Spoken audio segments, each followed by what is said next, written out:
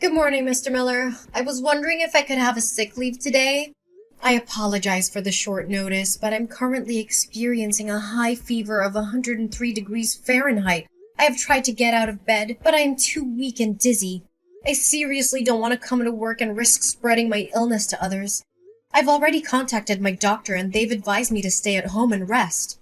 Hazel, I'm concerned that you're not taking the upcoming meeting with our key business partners seriously. This is a critical meeting, and your absence would be a major setback. Yes, I'm very well aware of that, Mr. Miller. But my body just simply refuses to do as I want.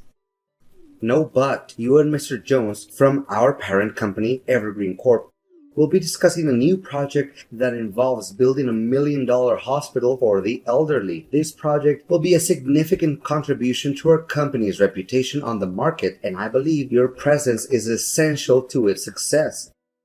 Therefore, I will not allow you to be absent from your work today. Mr. Miller, I understand that you are concerned about my upcoming meeting with Mr. Jones, but I am afraid that I am not physically able to attend. I am completely exhausted, and I cannot even lift my fingers. I'm worried that if I force myself to go to work, I will only make myself worse, and I will not be able to contribute to the meeting effectively. On that account, I truly need a sick leave for today so I can rest and recover. Look, I don't care what your excuses are. You know very well that you're having an important meeting today, aren't you? I informed you about it 2 weeks in advance. So why don't you be a little less selfish and show up at work today for the sake of our company? If you want to ask for a day off, at least tell me 1 week earlier. You've been working for this company for at least 5 years, yet you still haven't got a good grasp of the company's rules and regulations? Mr. Miller, I know the company's rules like the back of my hand, but how can I predict when I'm about to be sick? That's impossible. So can you please somehow find another person to replace me for the meeting today? Caleb, maybe? Caleb? What are you talking about? He's enjoying a 1 week vacation with his family. Why would I want to disturb him? He has worked tirelessly and has made significant contributions to our company's success. He deserves to have some days off as a reward for his hard work. What? You agree to let him have 1 week off, but you don't even allow me to be absent for work for just 1 day? What kind of treatment is that? Is this the kind of attitude that you should adopt when talking to your boss? I apologize for my earlier outburst, Mr. Miller. I didn't mean it. I just feel like I'm being treated a little unfairly compared to Caleb as we both work as project coordinators, that's all. Honestly, I've been devoting my time and effort to the company just as much as Caleb has. I think it's not too much to ask for a day off from work once in a while. I know it's on short notice, but being sick is something that's difficult to control. Oh, you think that's unfair? Well, welcome to the real world where nothing is fair. You have a responsibility to your job, and you can't just simply shirk that responsibility by suddenly saying that you're sick. You know, if you feel like you're not up for the task, you could always just quit. No one is forcing you to stay. It's funny how you didn't complain about your salary when you were coasting along, but now that you're actually expected to do some work, you're suddenly complaining? Mr. Miller, you're misunderstanding my point. I love this job and it also provides me with good wages. I'm not trying to complain or say that I'm not up to the job's expectations. I'm just simply asking for a day off because I'm literally not good enough to work today. Fine, you want a sick leave for today? You can have it. But remember to submit your request for sick leave tomorrow when you come to the office along with your resignation letter. If you don't, I'll compose a termination letter and send it to you personally. Mr. Miller, are you threatening to give me the sack just because I'm requesting a day off? I'm curious as to why you're treating me in this manner. I'm certain you're aware that your actions are in violation of employment law. Well, I'm not threatening anyone. As your employer, I can say that you don't have any respect for your superior and you don't fulfill the requirements of this job. If we fail to enter into a contract with Evergreen Corp today because of your recklessness, it would make more than enough reason for you to be dismissed. The choice is all yours. I'm not forcing you to do anything. Please, Mr. Miller, there must be another way to carry out the meeting without me having to show up. Can you please take the call, Mr. Miller? You've done a great job yesterday, Hazel. You got us another big contract. Your convincing skills have been instrumental in helping us win one contract after another. I must give you credit for that. Great. I'm glad everything worked out in the end. But I almost fainted after the meeting was over because the fever went really bad. Luckily, Mr. Jones figured that out and he took me to the hospital in time. I hope that you realize it could be a life-threatening situation, Mr. Miller. Oh, come on. Don't be such a drama queen. The fact is, you're still well and alive, aren't you? If not, you wouldn't be able to stand up, let alone sulk at me like this. Consider it a valuable lesson for your amateurism at work. You're all grown up, stop being childish and unreasonable, and then expect someone to clean after your mess. Please, Mr. Miller, don't get me wrong. I was just defending the legal rights that an employee deserves to have. And I still think that I did deserve to have a day off yesterday due to my high fever. I'm not trying to flatter myself, but I'm even worthy of receiving a bonus for having managed to go to work yesterday despite my sickness. So now you're demanding extra money for fulfilling the job duty that you already get paid for? How entitled of you. You should consider yourself lucky that I didn't dock your pay for today's penalty time. It took you nearly 4 hours to complete a task that should have been done in 2 hours. If I were feeling less merciful, I would have deducted 2 hours worth from your salary. But Mr. Miller, please be mindful of the fact that I ran a fever of almost 103 degrees Fahrenheit yesterday. Nevertheless, you still insisted on me showing up at the workplace today. I mean, I didn't even have time to fully recover from my illness. Oh, please, you're being overdramatic again. Yesterday, you were rushed to the hospital right after the meeting, which means that you had practically the entire daytime yesterday to regain your strength from your meager episode of the vapors. What more do you want, actually? I'm sorry, Mr. Miller, but I don't even have to be a doctor to tell that a 103 degree Fahrenheit fever is a high-grade fever. In fact, I was at my physical limit and I was about to collapse. I'm wondering if there's a way to improve the way I'm being treated, Mr. Miller, especially compared to the benefits that Caleb is receiving. Well, if you're feeling like you're being treated unfairly, I suppose you could always leave. We don't need people who are always complaining. On the other hand, if you would like to stay, I expect to see your face at work tomorrow. But, Mr. Miller... Another thing, I need you to also take on Caleb's workload while he is enjoying his vacation. He won't be able to get his work done on time, so it's important that we pick up the slack. However, please don't use this as an excuse to delay your own deadlines. We need to make sure that everything gets done on time. I beg your pardon, Mr. Miller, but there's no way I'm going to accept covering Caleb's responsibilities on his behalf. Because I've learned my lesson from last time. I won't let myself be taken advantage of anymore.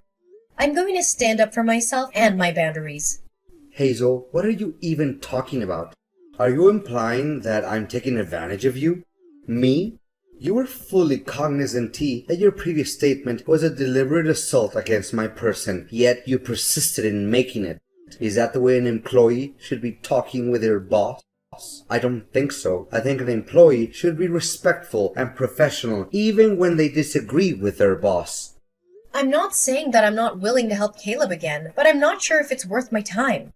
The last time I helped him, I didn't gain anything from it. In fact, I think it actually hurt my own productivity. And to make matters worse, Caleb even got recognition, praise, and a bonus for what was supposed to be my effort and contribution. Oh, Hazel, I've always seen you as a lazy, complaining employee. But now I'm finding out that you're also incredibly selfish. Well, that's just great. Honestly, why don't you just set aside your selfishness for once and do what I say for the good of the company, huh? Mr. Miller, it's simply not true what you just said. It's not like you're doing anything productive anyway. You're just sitting around complaining about how hard you have it. Well, guess what? Life is hard. And if you want to get ahead, you need to be willing to put in the work. So stop being so selfish and start thinking about the company. If you don't, you're going to find yourself out on your ear. Mr. Miller, I seriously don't have any clue what you're talking about. I don't claim myself the most hardworking employee in the company, but I'm proud of my achievements and the contributions I've made to the company's growth. That's why I think it's totally not true when you say that I'm just sitting around and not doing anything productive. Look, I'm not going to waste my time arguing back and forth with you. If you're feeling dissatisfied, please pack your things and leave the office by tomorrow. I'd be more than glad not to see you around anymore. To be honest, you're just a blip on the radar and your contributions are negligible. Do you really think that the company will be unable to function without you? But Mr. Miller, please have sympathy for my family's circumstances. I'm a single mother of 2 children. I truly need this job to support my family.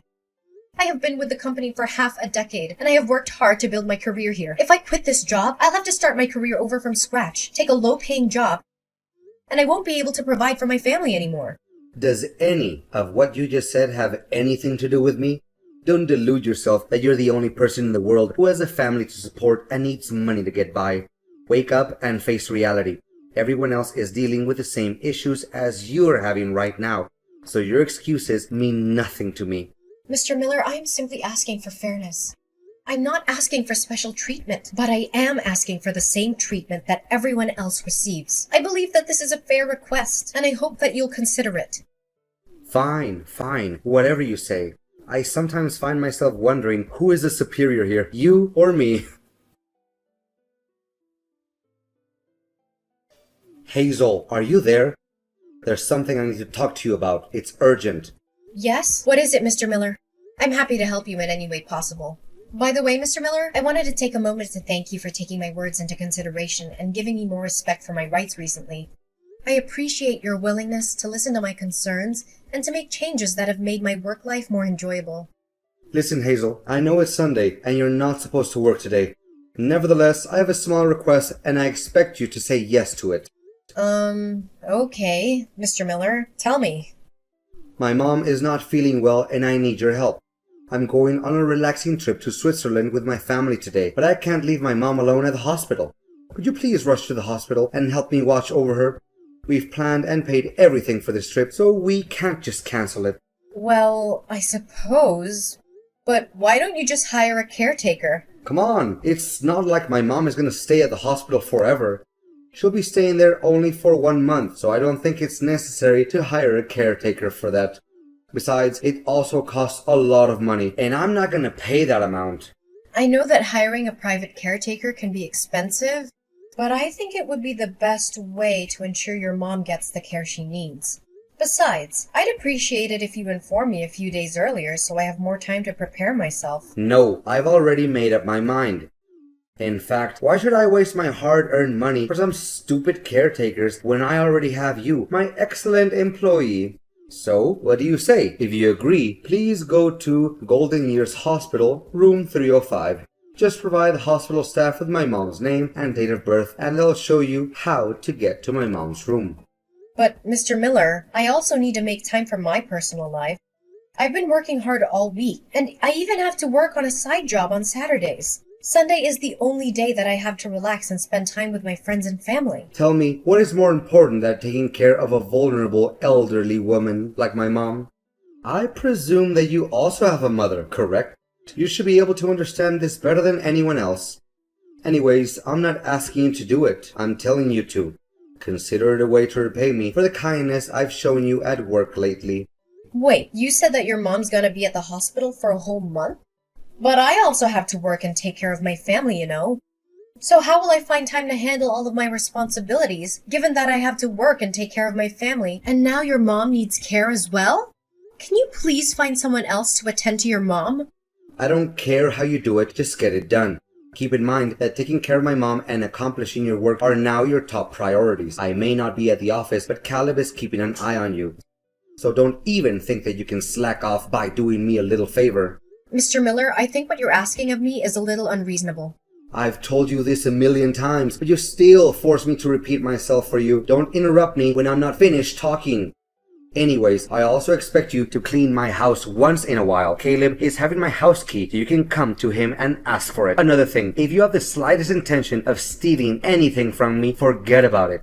I have 24/7 surveillance cameras installed in every corner of my house, so you're not going to get away with anything. Hazel, you did a really good job at taking care of both my mom and my house while I was gone. My mom was so impressed with your care that she even mistook you for a professional caregiver. Can you believe it? Happy to hear you're pleased with what I did. It's the result of me running back and forth between the hospital and your house every day after work to take care of both your mom and your household chores. Honestly, I didn't have enough time to sleep. I can see that my house has been carefully swept and cleaned as well. The floors and countertops are spotless and the furniture looks polished. Well done. I might even consider hiring you as my family's housekeeper, but only if you're willing to work for free. Just kidding, or am I? Haha, nice joke. Oh, I forgot to ask, how's work? Is everything good? Did you fulfill all of the tasks that I assigned you before I went on my vacation? I figured you did because I didn't receive any text from Caleb. You bet I did. To think about it, it feels kind of strange because not once during my entire trip did anyone from the company text or call me about work. Well, I must have been lucky. You know what, Hazel? That was the most satisfying and relaxing vacation I've ever had for a very long time. I'm feeling so refreshed and I can't wait to get back to work tomorrow morning. Well, about that, Mr. Miller, I have something I want to tell you. What is it that's so difficult to tell? Wait, you and other people at the company are gonna throw me a surprise party tomorrow, like you did last time? Well, I really appreciate you guys' thoughts, but you don't have to do it for me. Seriously. I'm just happy to be back at work, and I'd rather just keep things low-key. It's not about that, Mr. Miller. Honestly, I don't know how to put it, but your employment with the company is being terminated, Mr. Miller. What are you saying? You mean that I'm being fired? That's not even possible. I haven't done anything out of line to get myself in trouble. Wait, did you badmouth me to Mr. Jones? That's the only thing I can think of. You're the only one petty enough to do something like that. I knew I couldn't trust people like you. You're all just a bunch of backstabbers. Well, you're half right. I did talk to Mr. Jones about you, but I didn't mean to get you fired. I just told him the truth and nothing but the truth. What truth? You're getting on my nerves. Tell me now. Firstly, don't get me wrong, but I didn't intentionally meet Mr. Jones in person.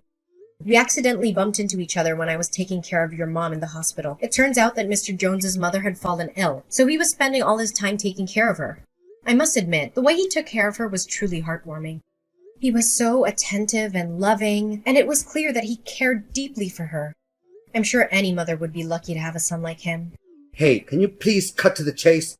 I don't have the time or patience for this nonsense. What did you say about me to Mr. Jones behind my back? Well, as I said, nothing but the truth. I told him that you forced me to go to work when I had a high fever, assigned me all of the work that was meant for your favorite employee, Caleb, and even made me take care of your mother in the hospital. You don't know how shocked Mr. Jones was when he learned that the person I was caring for wasn't my own mother, but it was your mother. How dare you badmouth me like that, you witch! You're gonna pay for what you did to me. To be honest, I didn't want to rat you out, but Mr. Jones insisted on knowing what was going on, and what other things you had done to me. I had no choice but to tell him everything. Mr. Jones was so angry at the way you treated me that he decided you were no longer fit to be the director of our company. So, that's basically the whole story. No, this can't be happening. You do realize that you just ruined my career and my life, Hazel? You have to take responsibility for what you did. Come and talk to Mr. Jones again. Say that it was just a little misunderstanding between the two of us. That you made up all those lies just to take me down. You know what, Mr. Miller? Or should I call you by your first name? Ryan, right? I did feel sorry for you, and I also thought of helping you clear my name. But alternatively, why should I ever do that? I was simply stating the facts, so I have no reason to feel guilty. You, on the other hand, took advantage of my kindness and made me do all kinds of irrelevant tasks for you without even so much as a thank you. You little... Hazel, my beloved employee, can you please take a moment to calm down and then ask Mr. Jones to reconsider his decision? You already know that my job means everything to me and my family. I told you the same thing last time, Ryan, and what did I get for it from you? A dressing down. Well, this time, you're on your own. I'm not going to keep bailing you out of your messes. Eventually, Mr. Miller, my toxic boss, was fired. I felt a twinge of sympathy for him, but I was also relieved to be free from his reign of terror. Ryan tried to contact me numerous times after he was fired, but I didn't respond to any of his calls or text messages. After all, I didn't make the decision to fire him. Mr. Jones did. Mr. Jones even promoted me to be the developer for the elderly hospital project after being impressed by my skills in taking care of the elderly and my work ethic. That wasn't the only good news for me. Mr. Jones was also appointed as the new director of the company, replacing my old boss, Ryan. I was thrilled with these developments. I knew that I could contribute to the company's success under Mr. Jones's leadership. I was also grateful to him for believing in me and giving me these opportunities. The world of employment can be a scary place, and dealing with a toxic boss is definitely something I would rather forget. However, it has also taught me valuable lessons, such as knowing my worth, speaking up for myself, fighting for my legal rights, and seeking help from others.